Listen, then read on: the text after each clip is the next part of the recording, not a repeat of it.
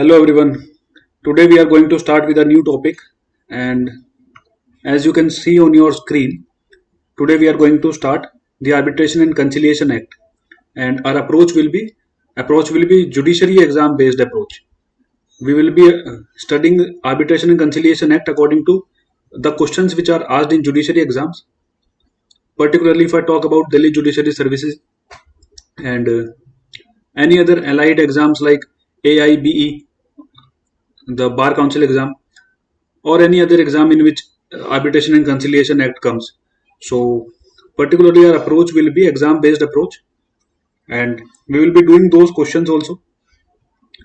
We will be doing those questions also which we have seen in our earlier exams. So let's start. First, I will give you a brief outlay of what arbitration is. ठीक है, तो मैं आपको पहले एक brief introduction देता हूं इसके बारे में कि आर्बिट्रेशन का मतलब आर्बिट्रेशन क्या होता है. What according to you is arbitration. अगर आपने पहले नाम सुना हो आर्बिट्रेशन का, ऑब्वियसली आपने सुना होगा. अगर आप प्रैक्टिस करते हो, कोर्ट में जाते हो या फिर आप प्रिपरेशन कर रहे हो, तो ऑब्वियसली आपने आर्बिट्रेशन के बारे में सुना होगा. And I believe that this is very important subject also to lessen the burden on the courts. Court के बर्डन को कम करने के लिए और बहुत सारी चीज़ों में, फास्ट ट्रायल के लिए, ट्रायल जल्दी करने के लिए, प्रोसेस इजी करने के लिए. ठीक है, तो बहुत सारी चीज़ों में arbitration, I think it is very important subject. तो आर्बिट्रेशन बेसिकली होता क्या है.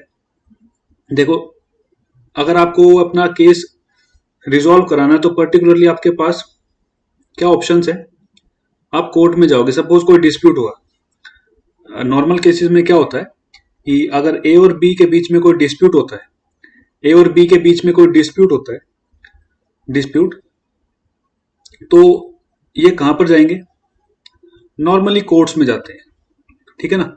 अगर कोई डिस्प्यूट होता है ए और बी के बीच में, तो नॉर्मली दोनों में से कोई भी पार्टी कहां जाएगी, कोर्ट में. ठीक है, ये नॉर्मल सिचुएशंस होती है. और फिर उसमें वही कोर्ट का प्रोसेस चलेगा. कोर्ट का पूरा लेंदी प्रोसेस जो है, जितना उसमें टाइम लगेगा, जो उसमें court fees, lawyer fees, interest, cost, X Y Z, जो भी उसमें लगेगा. ठीक है ना.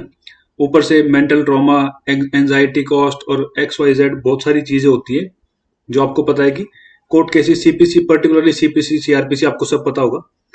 तो उसके अकॉर्डिंगली वो मैटर चलेगा. ठीक है, एक तो ये प्रोसेस होता है. तो ये क्या है कि ये बिजनेस कम्युनिटी के लिए ये प्रोसेस बहुत, we can say that this is very harsh process for business community.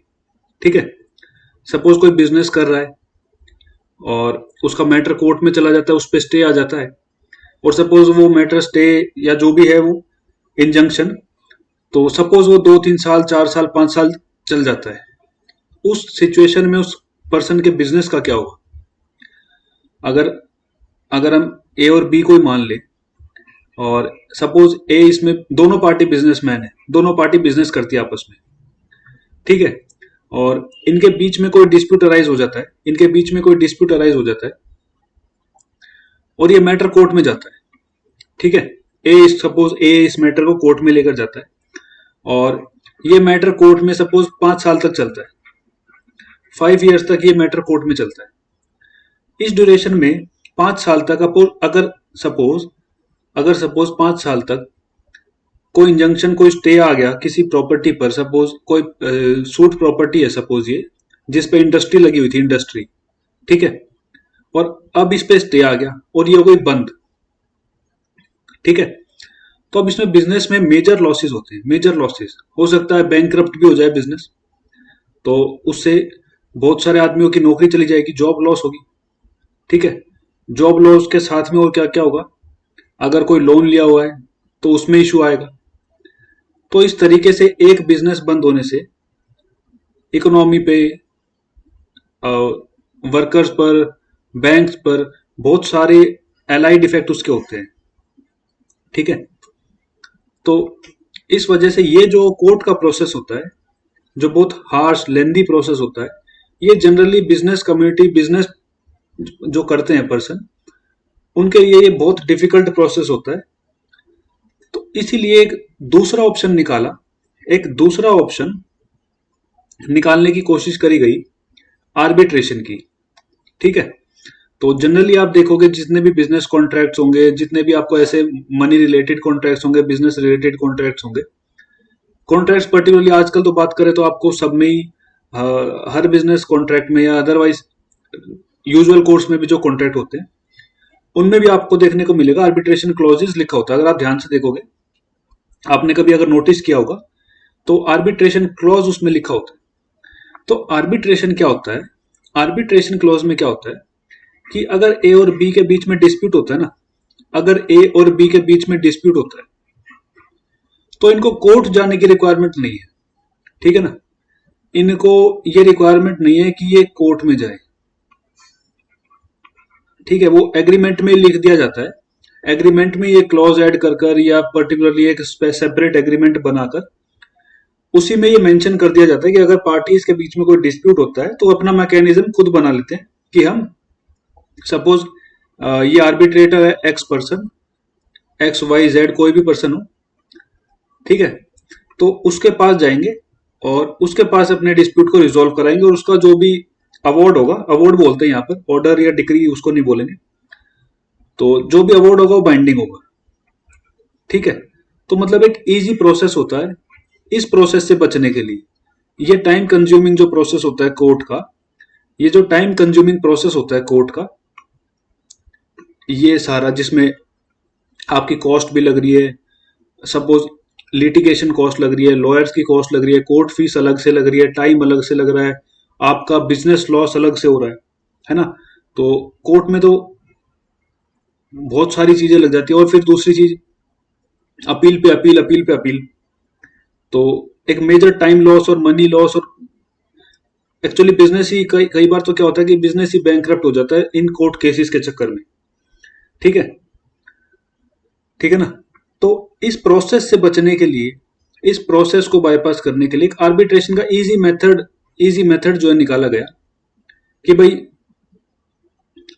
आप अपने आप प्रोसेस डिसाइड कर लो, अपने आप आदमी डिसाइड कर लो आपको किससे अपना मैटर रिजॉल्व कराना है। क्योंकि देखो कई बार क्या होता है, ये बिजनेस रिलेटेड मैटर्स होते हैं, है ना, ये बिजनेस रिलेटेड मैटर्स होते हैं मोस्टली। अगर देखा जाए तो 100% नहीं बोल रहा मैं, लेकिन मोस्टली देखा जाए तो इस तरीके के मैटर्स होते हैं, पैसे के लेन देन या किसी प्रॉपर्टी के या किसी एक्स वाई जेड, इसी तरीके के मैटर्स होते हैं। तो ये अगर देखा जाए तो ये इजिली इजिली कॉम्प्रोमाइज हो सकता है, सेटलमेंट हो सकते हैं, इस तरीके के मैटर्स होते हैं जिनमें कॉम्प्रोमाइज सेटलमेंट हो सकता है। और उसको अननेसेसरली अगर कोर्ट में उसको खींचा जाए 5 साल 10 साल के लिए, तो वो किसी पार्टी के लिए बेनिफिशियल नहीं होता, ना वो ए के लिए बेनिफिशियल होगा, ना वो बी के लिए बेनिफिशियल होगा। ठीक है, तो एक तो ये रीजन होता है। तो ये होता है आर्बिट्रेशन, है ना। इसमें क्या होता है कि कोर्ट ना जाकर पार्टी एक प्राइवेट पार्टी के पास ही जाती है। ये प्राइवेट पार्टी होती है। ये जो एक्स पर्सन है, ये पार्टी खुद भी डिसाइड कर सकती है अपने आप भी कि ये कौन होगा, और कोर्ट के थ्रू भी डिसाइड करवा सकती है। ठीक है, अगर पार्टी अपने आपस में, वो हम देखेंगे आगे, पार्टी अगर आपस में डिसाइड नहीं कर पा रही है तो कोर्ट से डिसाइड करवा लेगी। तो ये एक प्रोसेस है जहां पर कोर्ट ना जाकर प्राइवेट पार्टी के पास जाकर आप अपने डिस्प्यूट को रिजोल्व कराना चाहते हो। ठीक है, तो ये एक प्रोसेस होता है, ये आर्बिट्रेशन होता है। आपने वो भी सुना होगा, एडीआर बोलते हैं, एडीआर बोलते हैं, एडीआर का ही एक मेथड है आर्बिट्रेशन। तो एडीआर होता है alternative alternative dispute alternative dispute resolution, alternative dispute resolution. ठीक है, ऑल्टरनेटिव डिस्प्यूट रेजोल्यूशन बोलते हैं। और इसी का, इसमें कई मेथड आते हैं, मीडिएशन हो गया आपका, लोक अदालत हो गया, आर्बिट्रेशन हो गया, कई मेथड, इसके अंदर 5 मेथड होते हैं पर्टिकुलरली बात करें तो उसी में से एक होता है आर्बिट्रेशन, उसी में से एक होता है आर्बिट्रेशन। ठीक है ना। इसका आपको सेपरेट एक्ट मिलेगा, इसका आपको सेपरेट एक्ट मिलेगा, ये एक्ट आर्बिट्रेशन कंसिलिएशन एक्ट 1996, ठीक है। तो ये तो आर्बिट्रेशन के बारे में, और ये एक एडीआर का ही एक मेथड है। एडीआर के अंदर कई चीजें आती है, उनमें से एक मेथड होता है आर्बिट्रेशन, ठीक है। आगे चलते हैं, आई होप आपको चीजें समझ आ रही होंगी। अब आगे चलते हैं, देखो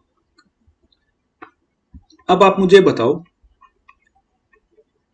कि आर्बिट्रेशन और कॉन्ट्रैक्ट, आर्बिट्रेशन और कॉन्ट्रैक्ट में क्या फर्क है, ठीक है, डिफरेंस क्या है, या फिर बात करें कि आर्बिट्रेशन और कॉन्ट्रैक्ट में क्या क्या डिसिमिलरिटीज है ना। तो और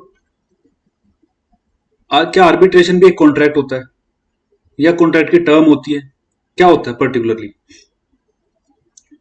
तो देखो, आर्बिट्रेशन और कॉन्ट्रैक्ट की अगर बात करें तो एज अ जनरल रूल की अगर बात करें, जनरल रूल क्या है, जनरल रूल क्या होगा हमारा, कि आर्बिट्रेशन जो होता है ना, आर्बिट्रेशन ये हमेशा राइटिंग में होता है, ठीक है ना। There must be an existing agreement. अगर किसी पार्टी को एग्रीमेंट, किसी पार्टी को आर्बिट्रेशन कराना है तो उनके बीच में एक एग्रीमेंट होना चाहिए, उनके बीच में क्या होना चाहिए, एग्रीमेंट होना चाहिए, कॉन्ट्रैक्ट होना चाहिए, ठीक है। There must be an existing agreement, एक एग्जिस्टिंग एग्रीमेंट होना चाहिए पहले से। जनरल रूल ये है कि एग्जिस्टिंग एग्रीमेंट होना चाहिए दोनों पार्टीज के बीच में, एग्जिस्टिंग एग्रीमेंट। और अब आप देखो, अगर आपको कॉन्ट्रैक्ट में सेक्शन 28 याद आ रहा हो, सेक्शन 28 अगर याद आ रहा हो आपको, तो कॉन्ट्रैक्ट 28 क्या कहता है कि आप किसी भी पार्टी को बाइंड नहीं कर सकते कि वो पार्टी कोर्ट में ना जाए, इसी तरीके का सेक्शन 28 है, शॉर्ट में बताया मैंने आपको। तो आप किसी भी पार्टी को ये बाइंड नहीं कर सकते, रोक नहीं सकते, किसी के ऊपर ऐसी कोई कंडीशन नहीं लगा सकते कि वो पार्टी अपना कोर्ट में राइट एक्सरसाइज ना करे, ठीक है। और अगर आर्बिट्रेशन की बात करें तो ये कहता है, आर्बिट्रेशन की बात करें तो ये क्या कहता है कि आपके पास एक एग्जिस्टिंग एग्रीमेंट होना चाहिए, एग्जिस्टिंग एग्रीमेंट होना चाहिए जो कि आर्बिट्रेशन की बात करता हो, और ये कहता हो कि आप कोर्ट में ना जाकर आर्बिट्रेशन कराओगे, दोनों पार्टीज की इंटेंशन क्लियर हो, दोनों पार्टीज की इंटेंशन क्लियर हो कि आप कोर्ट में ना जाकर आर्बिट्रेशन में जाओगे, ठीक है ना। There must be a contract existing with consensus ad idem, मतलब दोनों पार्टीज की कंसेंट होनी चाहिए,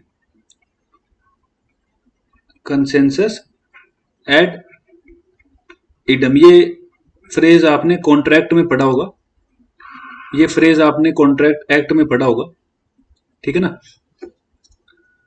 मतलब same thing in same sense, same thing in same sense, दोनों पार्टियों की कंसेंट होनी चाहिए, दोनों पार्टी ये कहे कि हम कोर्ट में नहीं जाकर आर्बिट्रेशन से अपने डिस्प्यूट को रिजोल्व कराएंगे, ठीक है ना। For referring the matter to arbitration, in fact an arbitration agreement is an agreement where the parties do not go to civil courts. Party क्या है, एग्रीमेंट करती है कि वो दोनों पार्टीज सिविल कोर्ट में नहीं जाएगी। तो क्या आपको नहीं लगता कि ये एग्रीमेंट सेक्शन 28 को वायलेट करता है? क्या जो मैंने अभी आपको बताया कि दोनों पार्टी आपस में एग्रीमेंट करती है किस चीज का, कि दोनों पार्टी सिविल कोर्ट जाएगी, सिविल कोर्ट नहीं जाएगी, और अपना मैटर आर्बिट्रेटर के थ्रू, जो एक इंडिविजुअल पर्सन होता है या प्राइवेट पर्सन होता है, उसके थ्रू अपने मैटर को रिजोल्व करवाएंगे, ठीक है। और वहीं अगर हम 28 को देखें तो 28 क्या कहता है, मैं आपको 28 दिखाता हूं। यहां देखो, अगर आपको दिख रहा होगा क्लियरली, मैं इसको थोड़ा छोटा करता हूं, अगर आपको क्लियरली दिख रहा हो तो ये क्या कहता है, agreement in restaurant of legal proceedings void. Section 28 की जो हेडिंग है वो क्या है, agreement in restaurant of legal proceeding. ऐसा कोई भी एग्रीमेंट जो रेस्ट्रेन करता हो लीगल प्रोसीडिंग्स को, वो क्या होगा, वॉइड होगा। ठीक है, ये जनरल रूल है। तो क्या आपको नहीं लगता कि यहां जो एग्रीमेंट हो रहा है आर्बिट्रेशन में, वो इसको वायलेट करता है सेक्शन 28 को? देखो पूरा पढ़ो 28। मैं आपको एक्सेप्शन 2 दिखाता हूं। यहां पर हम अभी सेक्शन 28 नहीं कर रहे हैं, कॉन्ट्रैक्ट एक्ट नहीं कर रहे हैं, आर्बिट्रेशन कर रहे हैं। तो आप 28 पूरा पढ़ सकते हो। बाकी मैं आपको एक्सेप्शन 2 दिखाता हूं, इसको पढ़ो। नीचे लिखी हुई है exception 2, saving of contract saving of contract to refer question that have already arisen, nor shall this section render illegal any contract in writing by which two or more persons agree to refer to arbitration any question between them which have already arisen or affect any provisions of law in the force for the time being as reference to arbitration। मतलब ये जो section 28 है, इसकी exception 2 अपने आप में ही एक exception बनाती है आर्बिट्रेशन के लिए। अपने आप में ही एक एक्सेप्शन, मतलब वो सेक्शन 28 ही एक एक्सेप्शन प्रोवाइड करता है आर्बिट्रेशन के लिए। अगर पार्टीज ने आर्बिट्रेशन का एग्रीमेंट किया हुआ है, अगर पार्टीज ने आर्बिट्रेशन का एग्रीमेंट किया हुआ है, तो वो वैलिड होगा, वो वॉइड नहीं होगा। ठीक है, तो ये आपको सेक्शन 28 के एक्सेप्शन 2 में मिल जाएगा ये बात। ठीक है, एक्सेप्शन 2 खुद में ही ये बात करता है। ठीक है ना, it itself provides for an exception, ये खुद ही एक एक्सेप्शन प्रोवाइड करता है। तो ये बात हो गई। आर्बिट्रेशन और कॉन्ट्रैक्ट को देख लिया, कॉन्ट्रैक्ट 28 को देख लिया हमने कि आर्बिट्रेशन कॉन्ट्रैक्ट कैसे होता है। आर्बिट्रेशन भी एक एग्रीमेंट होता है, ठीक है ना, दोनों पार्टीज के बीच में, कि वो सिविल कोर्ट में ना जाकर अपने मैटर को एडीआर के मेथड के थ्रू, जो कि आर्बिट्रेशन है, उसके थ्रू अपने मैटर को रिजोल्व कराएंगे, उसके थ्रू अपने डिस्प्यूट को रिजोल्व कराएंगे। और इस पे सेक्शन 28 नहीं लगेगा, क्योंकि सेक्शन 28 की ही एक एक्सेप्शन है, 28 की ही एक एक्सेप्शन है जो इसको अलाउ करती है। ठीक है, अब आ जाओ दूसरी बात के ऊपर, आगे देखते हैं आर्बिट्रेशन इन सीपीसी। अब सीपीसी में अगर आपको पता हो, अगर आपने सीपीसी को पढ़ा हो, सिविल प्रोसीजर कोड को, तो वहां पर आपने सेक्शन 89 पढ़ा होगा, सेक्शन 89 पढ़ा होगा। और ऑर्डर 10 रूल 1A 1B और C,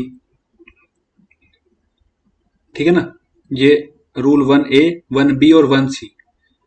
तो ये प्रोविजंस पर्टिकुलरली, ये प्रोविजंस आर्बिट्रेशन की बात करते हैं। ये प्रोविजंस किसकी बात करते हैं? आर्बिट्रेशन की। ठीक है, अगर आपने सीपीसी को पढ़ा हो, नहीं पढ़ा हो तो ये प्रोविजंस आप पढ़ सकते हो, इजी प्रोविजंस है, कोई डिफिकल्ट नहीं है। ठीक है ना, तो अब हमने क्या देखा कि जो आर्बिट्रेशन है, आर्बिट्रेशन, उसमें आपके पास एक प्री एग्जिस्टिंग होना चाहिए। क्या होना चाहिए? प्री एग्जिस्टिंग एग्रीमेंट होना चाहिए। जनरल रूल हमने देखा ना अभी कि आपके पास एक प्री एग्जिस्टिंग एग्रीमेंट होना चाहिए। अगर पार्टीज को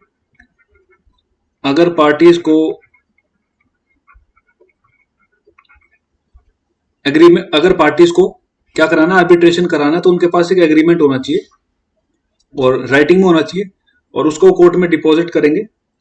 ठीक है ना, मतलब तभी वो कोर्ट से डिमांड कर सकते हैं कि उनको आर्बिट्रेशन करना है। तो अब सपोज एक बात बताओ, अगर उनके पास एग्रीमेंट नहीं है, प्री एग्जिस्टिंग एग्रीमेंट, कोई भी ऐसा एग्रीमेंट नहीं है उनके पास, पार्टीज के पास, तो इस केस में क्या होगा? अगर पार्टीज के पास कोई सेपरेट एग्रीमेंट नहीं है तो इस केस में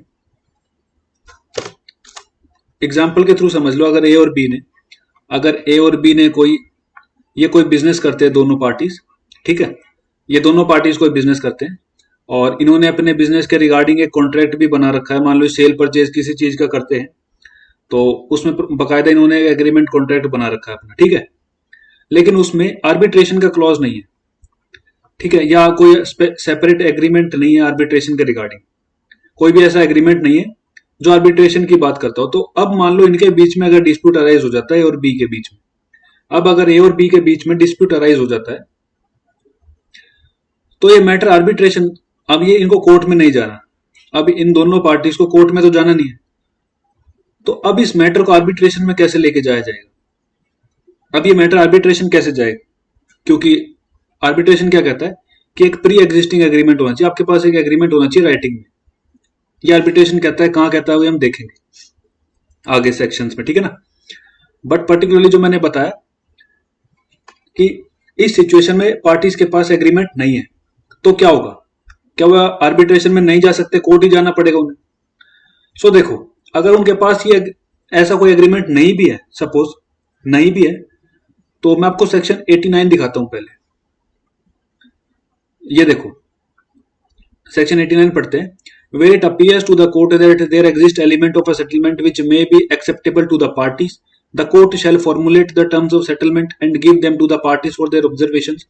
And after receiving the observations of the parties, the court may reformulate the terms of a possible settlement and refer the same for, किसके लिए रेफर किया जा सकता है? आर्बिट्रेशन, कंसिलिएशन, वही मैंने बताया कि कई मेथड होते हैं, लोक अदालत, मीडिएशन, ठीक है ना। तो इसमें से एक मेथड क्या है? इसमें से एक मेथड है आर्बिट्रेशन, पहले ही देखोगे आप आर्बिट्रेशन।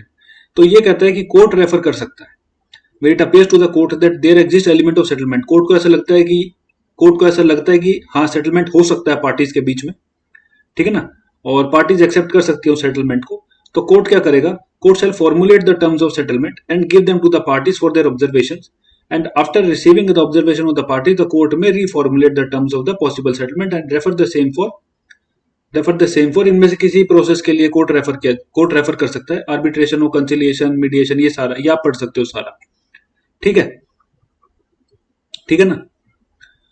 तो हमें पता चला कि अगर पार्टीज के पास एग्रीमेंट ना भी हो तो भी कोर्ट उनको रेफर कर सकता है सेक्शन 89 में। सिमिलरली आप देखोगे ऑर्डर 10 रूल 1 ए, बी और सी, ये भी आर्बिट्रेशन के बारे में बात करते हैं, ठीक है। तो कोर्ट उनको रेफर कर सकता है, बट इसका क्या करे कि उनके पास प्री एग्जिस्टिंग एग्रीमेंट नहीं है। अब कोर्ट तो उनको रेफर कर सकता है, बट कोर्ट देखेगा कि उनके पास प्री एग्जिस्टिंग एग्रीमेंट नहीं है, तो इसका भी हल सुप्रीम कोर्ट ने निकाला। एक केस जाता है कोर्ट में, एक केस जाता है Afcon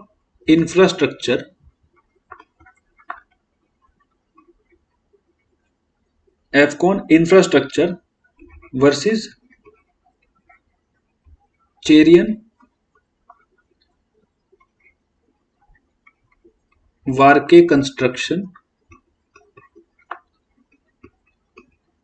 Afcon infrastructure versus Cherian Varkey construction 2010 supreme court, ठीक है। अगर आपको केस पढ़ना है तो आप इंटरनेट पे पढ़ सकते हो केस को, पूरा केस अगर आपको पढ़ना है तो। मैं आपको मेन पॉइंट जो है इसके वो बता रहा हूं।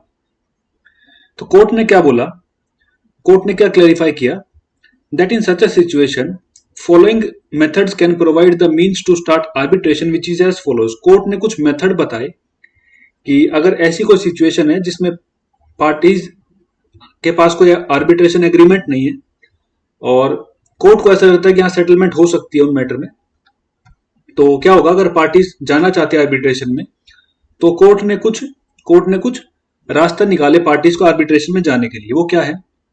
देखो, सबसे पहले कोर्ट ने क्या बोला, अगर आर्बिट्रेशन एग्रीमेंट नहीं है आपके पास, कोई बात नहीं, आप अब एक एग्रीमेंट बना लो।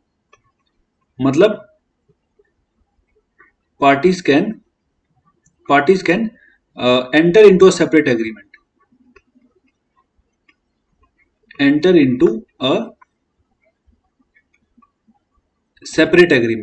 ठीक है। पार्टी क्या कर सकती है, एक अलग से एग्रीमेंट बना सकती है, ठीक है, और उस एग्रीमेंट को जमा कर सकती है कोर्ट में, या तो ये कर ले, एग्रीमेंट आपने बनाया अलग से, आप सपोज कोर्ट में मैटर चला गया, तो आप एक एग्रीमेंट बना लो अलग से और उसको कोर्ट में सबमिट कर दो, या तो पार्टीज ये कर ले। या सेकंड थिंग क्या बोली कोर्ट ने, कि एक joint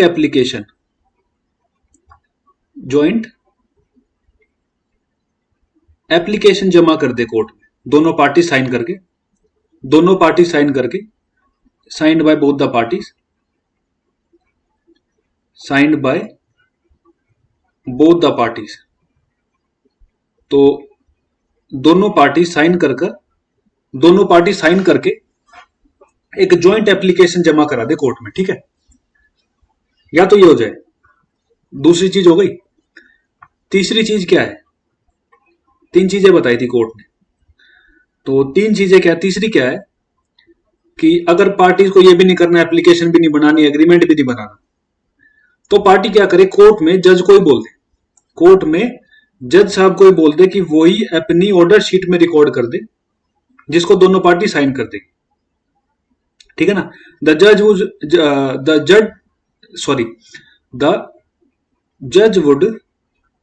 would record the judge would record the acceptance of having arbitration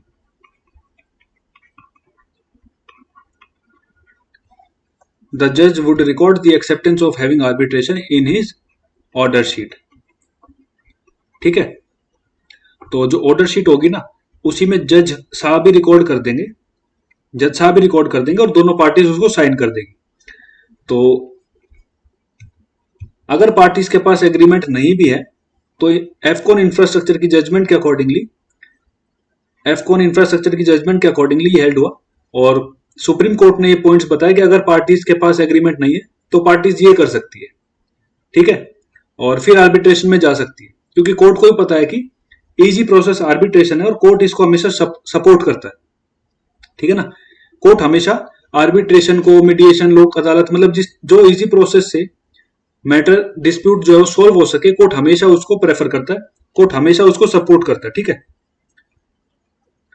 तो आर्बिट्रेशन विद कॉन्ट्रैक्ट देख लिया हमने और आर्बिट्रेशन विद सीपीसी देख लिया, ठीक है।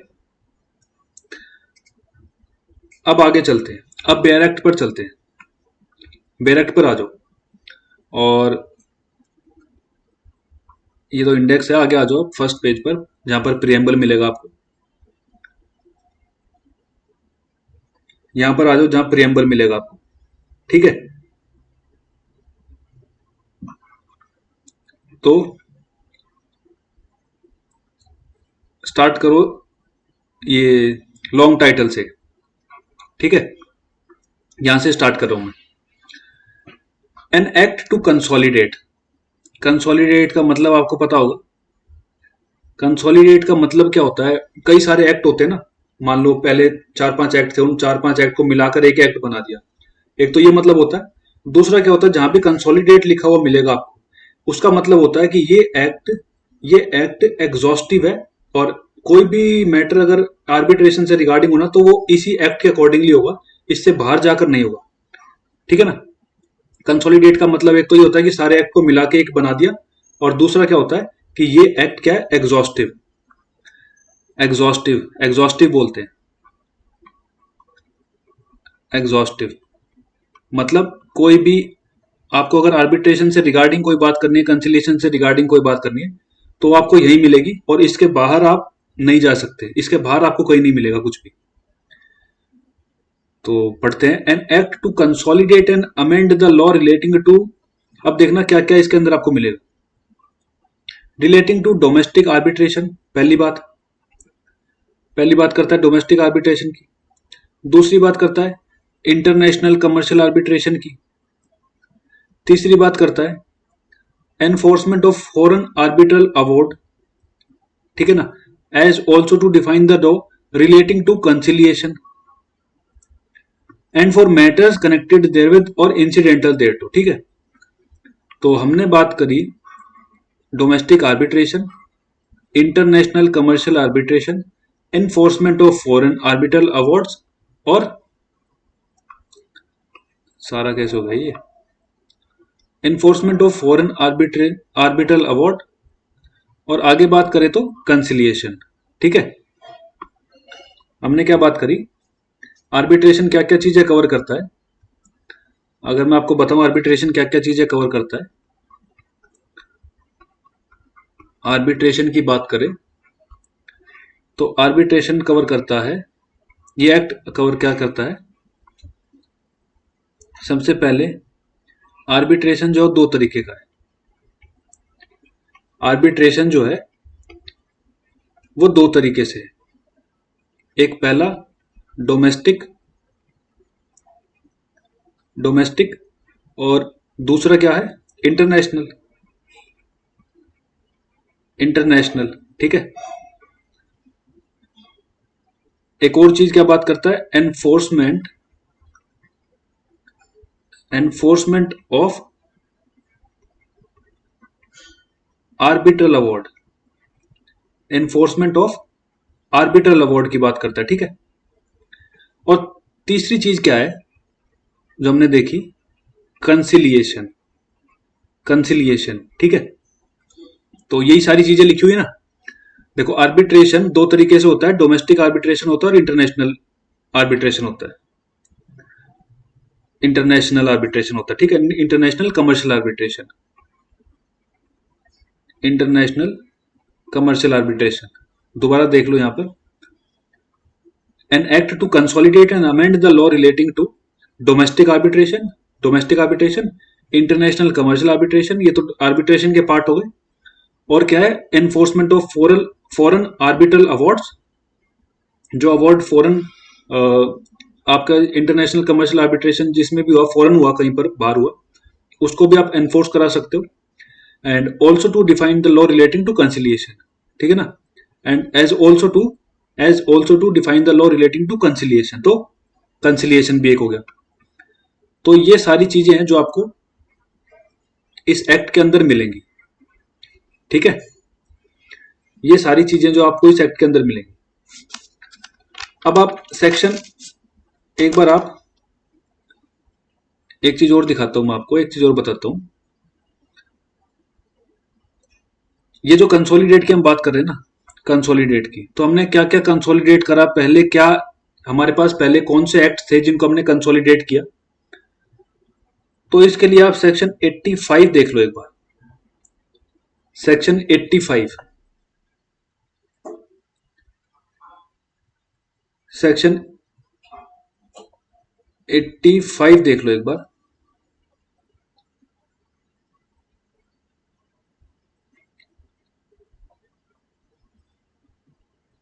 ये देखो 85 में क्या बात करता है, रिपील एंड सेविंग्स।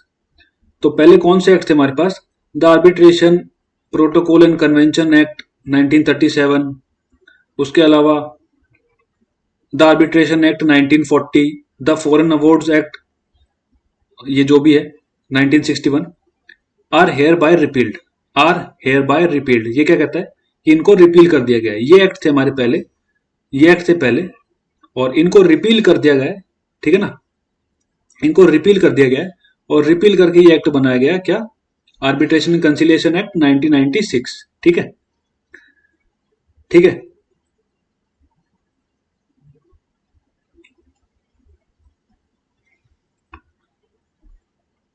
अब आप वापस से आ जाओ प्रियम्बल के ऊपर, प्रियम्बल पर आ जाओ।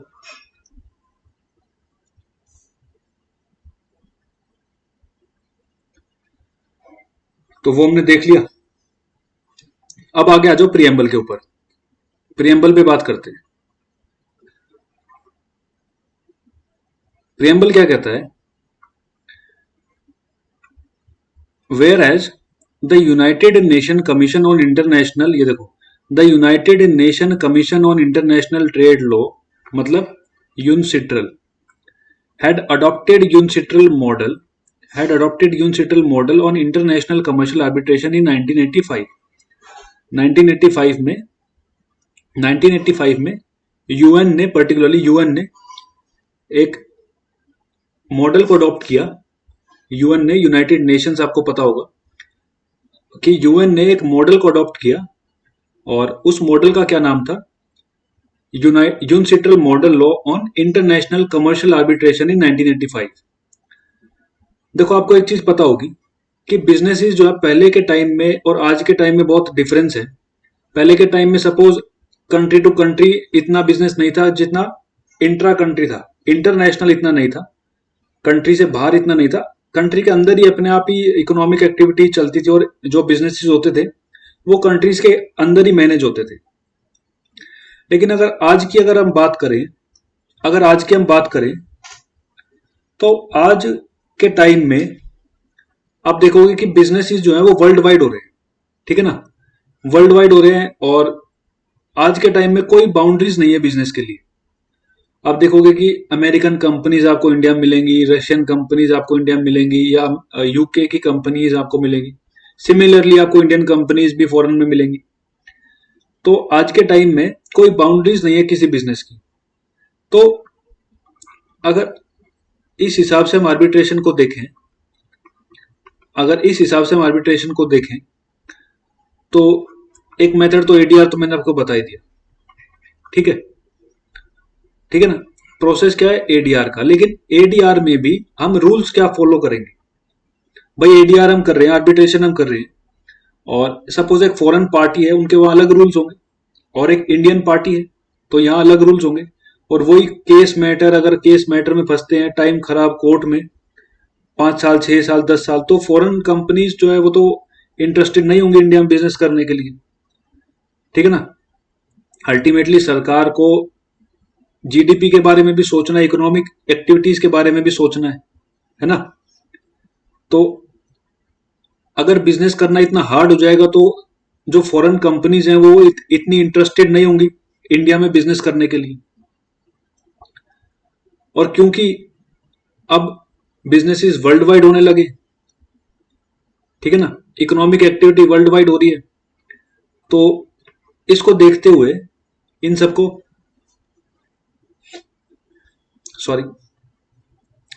देखते हुए आपको गैट पता होगा, पहले गैट बना था, अब अगर आज की टाइम की अगर आप बात करो तो डब्ल्यूटीओ है।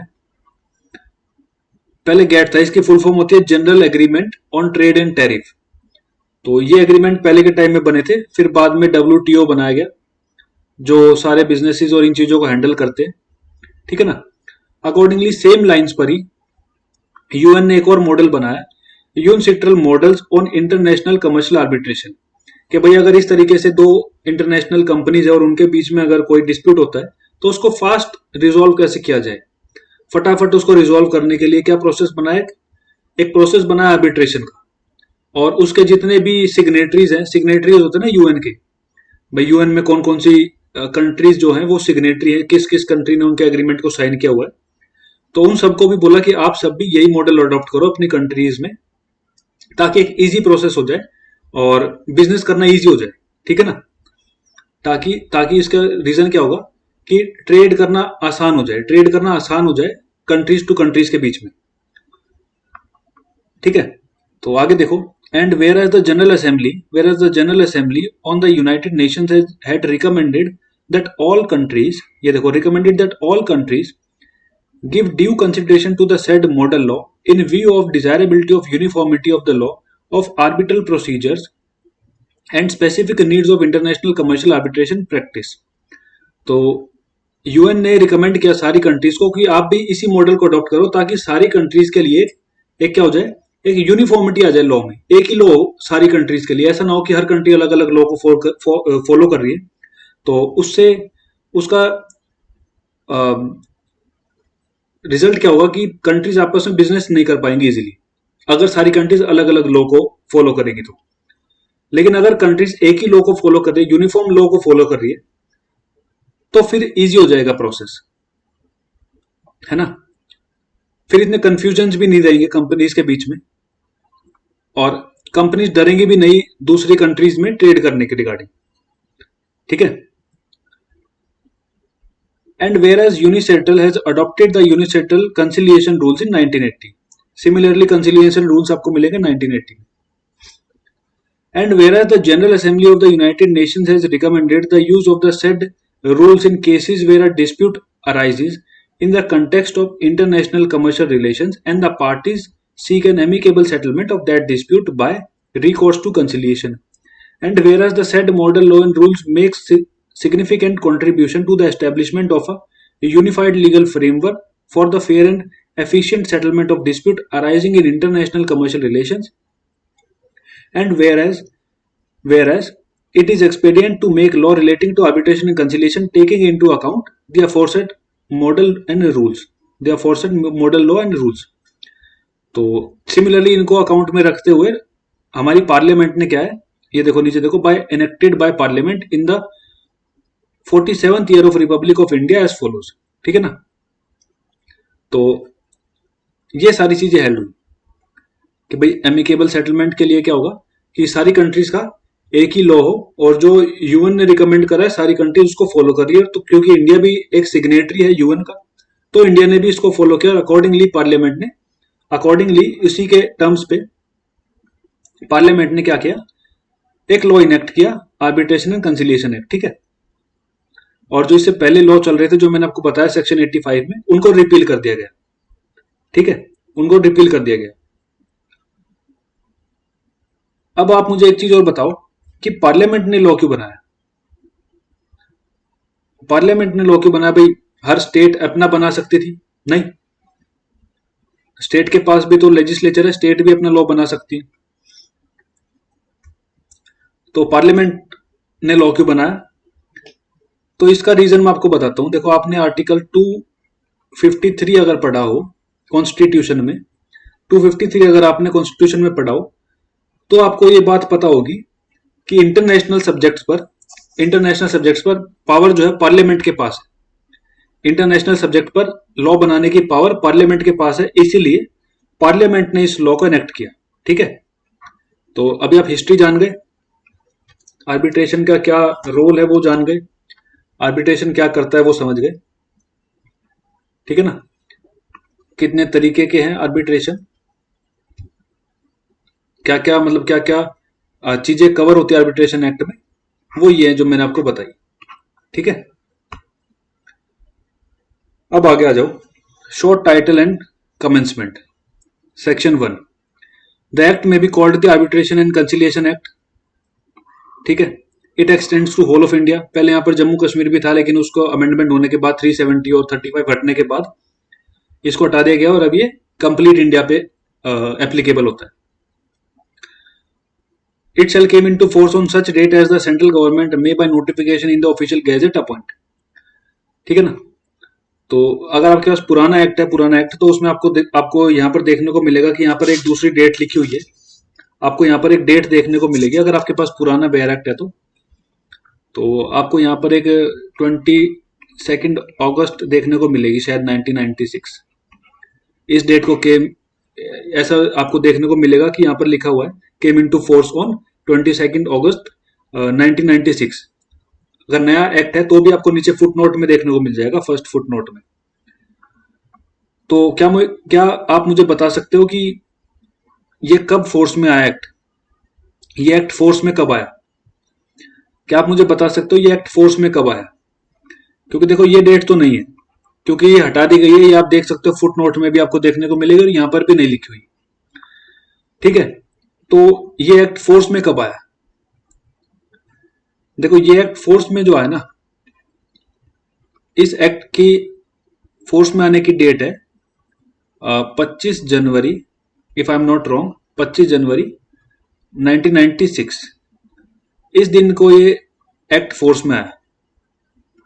ये वाली जो अगर आपको डेट अगर आपके बेयर एक्ट में लिखी हो या नीचे लिखी हो तो ये एग्जैक्ट डेट नहीं है, ये डेट है.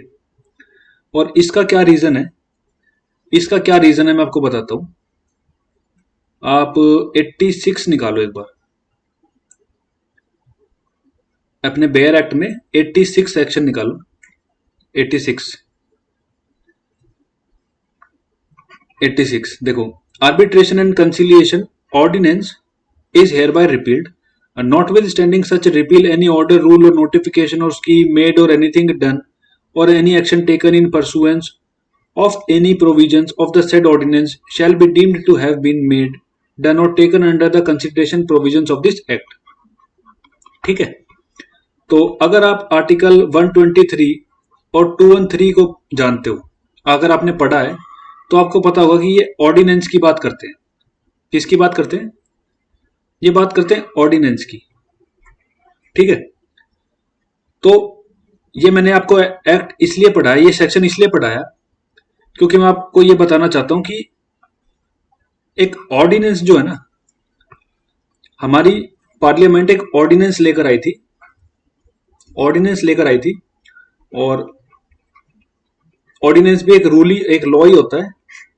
अगर कोई सेशन में ना हो पार्लियामेंट किसी टाइम पर, या दोनों हाउसेस सेशन में ना हो, तो एक ऑर्डिनेंस लाया जा सकता है जो प्रेसिडेंट लाते हैं या गवर्नर लाते हैं। ठीक है, तो एक ऑर्डिनेंस लाया गया था प्रेसिडेंट के थ्रू, एक ऑर्डिनेंस लाया गया था, और ये लाया गया था 25 जनवरी को, 25 जनवरी 1996। तो ये आपको पता होगा कि 6 महीने तक वैलिड होते हैं ऑर्डिनेंस।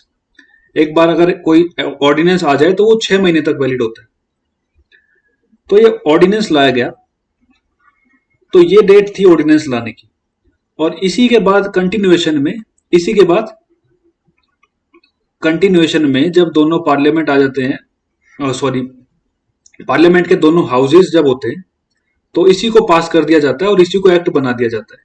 ठीक है, तो ये पास होता है 22 अगस्त को 1996 को। इसी के कंटिन्यूएंस में इसको 22 अगस्त 1996 को पास कर दिया जाता है। ठीक है, तो एक्ट में तो पहले ये लिखा जाता है कि जिस दिन पास हुआ उस दिन इसको माना जाए। इसलिए आप देखोगे कि एक्ट में नीचे ही डेट लिखी हुई है 22 अगस्त 1996। बट इसके बाद एक केस आता है सुप्रीम कोर्ट में, एक केस आता है फ्यूएस्ट डे लॉसन, अगर मैं गलत नहीं हूं तो मेरे हिसाब से आप एक बार इसका नाम चेक कर लेना, एक्सपोर्ट्स, क्योंकि फॉरेन कंपनी होगी तो कोई फॉरेन नाम होगा ये। ठीक है, तो 2001 सुप्रीम कोर्ट एक केस आता है फ्यूएस्ट, FUERST। ठीक है, तो ये सुप्रीम कोर्ट में एक केस आता है, और इस कोर्ट में इस केस में कोर्ट हेल्ड करता है सुप्रीम कोर्ट कि क्योंकि ये एक ऑर्डिनेंस ही था जो बाद में कंटिन्यू कर दिया गया और इसी को पास कर दिया गया, इसी को पास कर दिया गया, तो जो एक्चुअल डेट मानी जाएगी वो ये मानी जाएगी ये। तो कोर्ट ने इस डेट को अप्रूव किया, इस डेट को कोर्ट ने माना कि ये डेट है एक्चुअल जिस दिन ये एक्ट फोर्स में आया था, क्योंकि एक ऑर्डिनेंस था। ऑर्डिनेंस भी एक लॉ ही होता है जो प्रेसिडेंट, मैंने आपको बताया कि आप 123 में उसको पढ़ सकते हो अगर आपको पूरी डिटेल पता करनी है तो वो भी एक लॉ होता है जो प्रेसिडेंट के थ्रू लाया जाता है। जब हाउस कोई भी हाउस जो है वो, सपोज उस टाइम पर इलेक्शन नहीं हो रखे, हाउस नहीं है, सपोज लोकसभा नहीं है, राज्यसभा तो इनडिसॉल्वेबल है, तो उस टाइम पर सपोज लोकसभा नहीं है या हाउस की सेशन नहीं है, कोई लॉ उस टाइम पर लॉ पास नहीं हो सकता क्योंकि सेशन नहीं बैठा हुआ। तो उस टाइम पर क्या होता है, उस ड्यूरेशन में अगर कोई लॉ लाना होता है इमरजेंसी में, तो प्रेसिडेंट के पास पावर है कि प्रेसिडेंट ऑर्डिनेंस ला सकते हैं जिसकी वैलिडिटी 6 महीने की होती है। तो प्रेसिडेंट ने ये ऑर्डिनेंस लाया था, ठीक है ना, और इसी को बाद में पार्लियामेंट ने अप्रूव कर दिया, इसी को बाद में वोटिंग से पार्लियामेंट ने इसको एक्ट बना दिया। तो सुप्रीम कोर्ट ने बोला कि क्योंकि ये सेम कंटिन्यूएशन में ही है तो हम इसको डेट मानेंगे, ये जो डेट है ना 25 जनवरी 1996, इसको एनफोर्समेंट की डेट मानी जाएगी। ठीक है, ऑलराइट। तो बेसिक चीजें देख ली हमने, बेसिक चीजें देख ली हमने एक्ट स्टार्ट करने से पहले।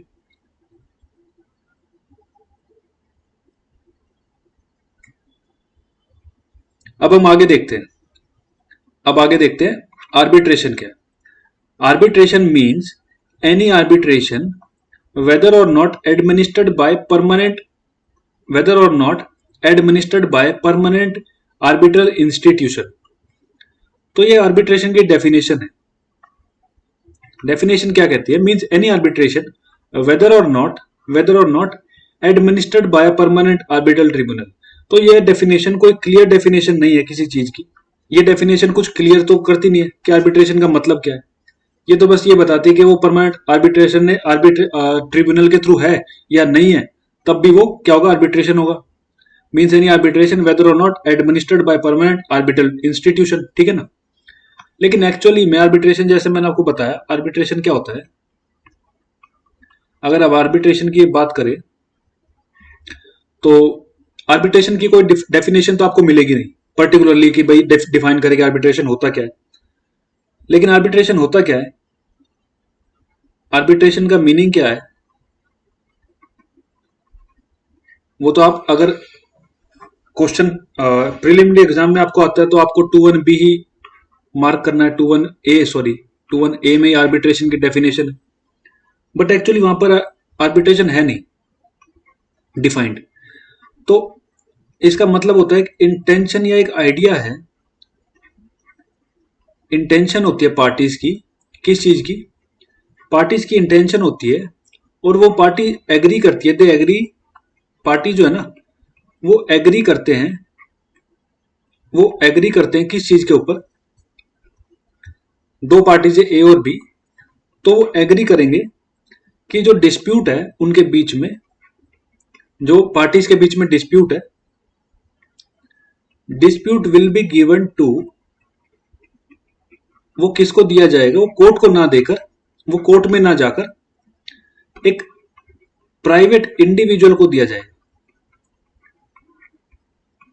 प्राइवेट इंडिविजुअल को, ठीक है, प्राइवेट इंडिविजुअल को,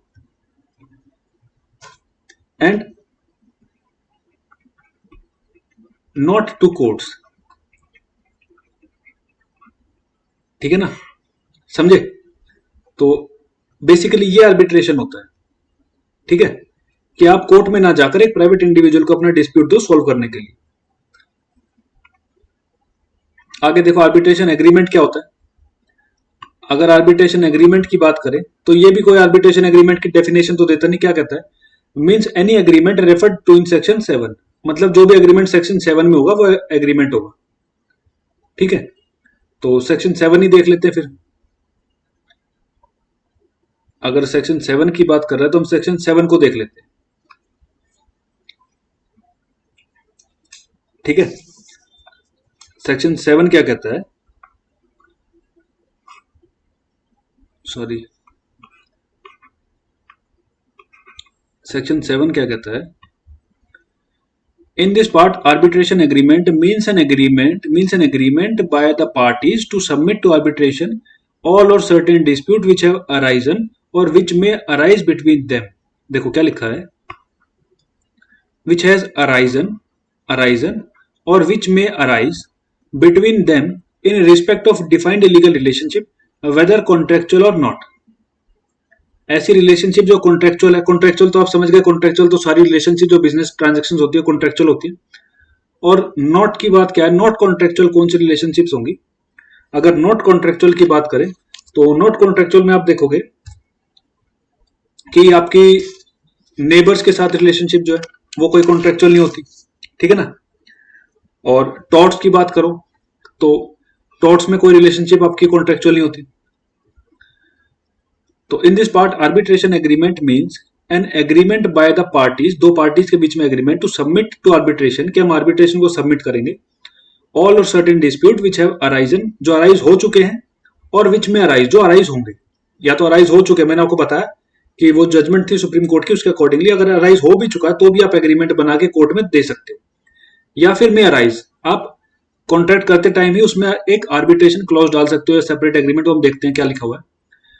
और विच में arise between them in respect of defined legal relationship, defined legal relationship है तो कॉन्ट्रेक्चुअल कंपनीज के बीच में, जो भी कॉन्ट्रेक्चुअल है किसी के बीच में। और नॉट कॉन्ट्रेक्चुअल मतलब अगर कोई नेबर्स के बीच में, पड़ोसियों के बीच में है, या कोई टॉट है, उस तरीके के मैटर्स में। N arbitration agreement may be in the form of arbitration clause. देखो आर्बिट्रेशन एग्रीमेंट अब किस किस तरीके से हो सकता है। Arbitration agreement may be in form of arbitration clause, आपने जो एग्रीमेंट बनाया उसी में क्लॉज डाल दिया आर्बिट्रेशन का, कि अगर हमारे बीच में कोई डिस्प्यूट होता है तो हम पहले आर्बिट्रेशन में जाएंगे, बाद में कोर्ट में जाएंगे।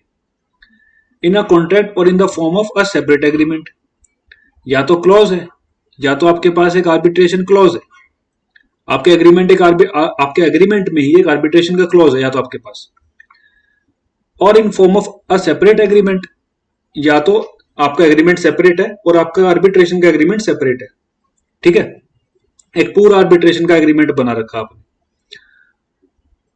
N arbitration agreement shall be in writing.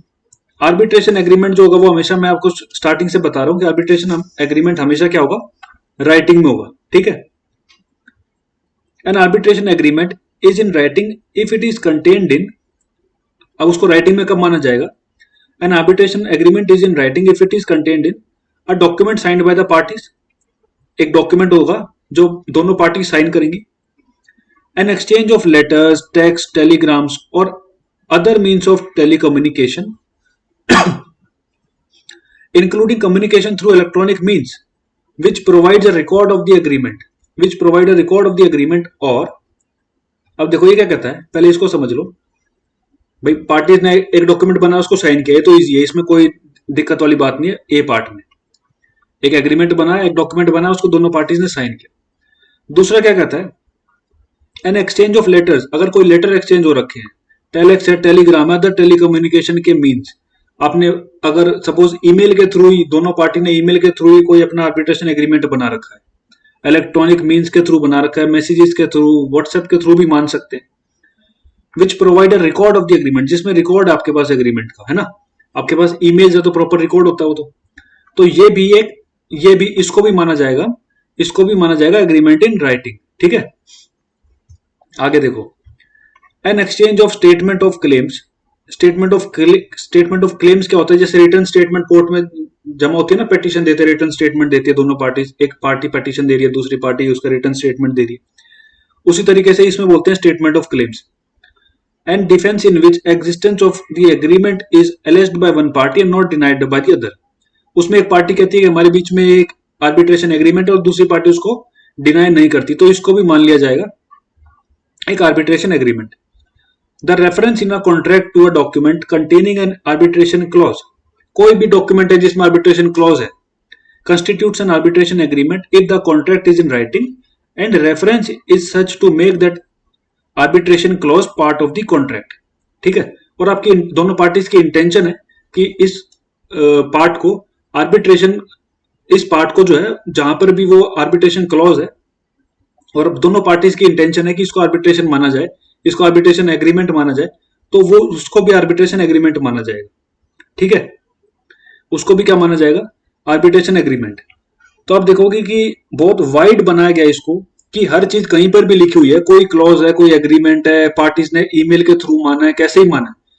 तो कोर्ट का भी यही ओपिनियन होता है, और कोर्ट की भी यही कोशिश होती है कि पार्टीज जितने ज्यादा डिस्प्यूट्स को आर्बिट्रेशन में अपने आप सेटल कर ले उतना ज्यादा बेटर है, ताकि कोर्ट्स का जो ओवरबर्डन हो रखे हैं कोर्ट आज के टाइम में, वो थोड़ा कम हो, ठीक है।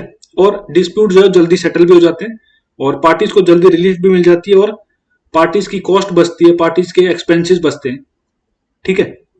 तो इस तरीके से आउट ऑफ कोर्ट सेटलमेंट होता है ये, ठीक है, आउट ऑफ कोर्ट सेटलमेंट होता है।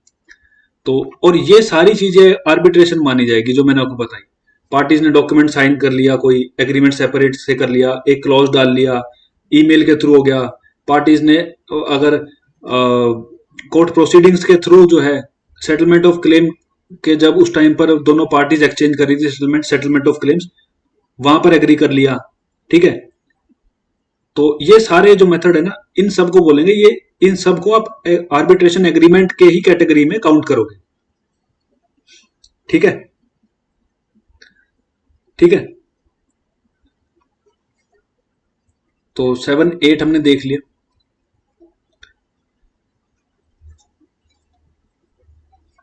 आई थिंक आज के लिए इनफ है,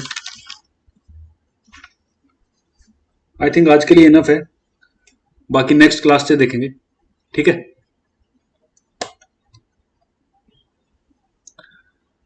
थैंक यू।